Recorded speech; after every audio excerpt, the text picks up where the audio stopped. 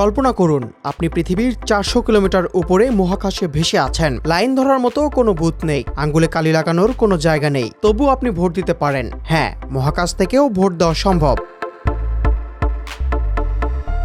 সবকিছু শুরু হয়েছিল সোভিয়েত ইউনিয়নের স্যালুট 1 মহাকাশ স্টেশন থেকে। 1971 সালে রাশিয়ান কসমোন্টরা প্রথম মহাকাশ ভোটার হিসাবে অংশ নেন। তবে তখন ব্যালট গোপন ছিল না, তারা রেডিওতে গ্রাউন্ড কন্ট্রোলকে জানাতেন কার পক্ষে ভোট দিচ্ছেন। এরপর 1989 সালে মির স্টেশন থেকেও কসমোন্টরা ভোট দেন। তখনও এটি ছিল রাজনৈতিক প্রদর্শনী, গণতন্ত্রের প্রযুক্তিগত দিক তখনও সীমিত।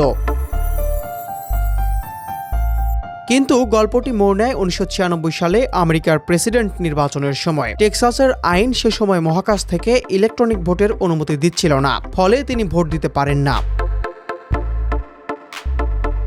এরপর নভোচারী ডেভিড উলফ মহাকাশ থেকে প্রথম আইনি ভোট দেন। 1997 সালে টেক্সাসে এই আইন পাশ হয়। প্রক্রিয়াটি ছিল জটিল। উড্ডয়নের আগে ফেডারেল পোস্ট কার্ড অ্যাপ্লিকেশন জমা দিতে হয়। নির্বাচনের সময় সংশ্লিষ্ট কাউন্টি ক্লার্ক নিরাপদ ব্যালট পাঠান স্পেস সেন্টারে। মহাকাশচারী সেটি পূরণ করে সুরক্ষিত ফাইলে ফেরত পাঠান। ব্যালট যায় স্যাটেলাইটে, নিউ মেক্সিকোর হোয়াইট স্যান্ডস কমপ্লেক্সে, জনসন স্পেস সেন্টারে এবং শেষ পর্যন্ত গণনা হয়।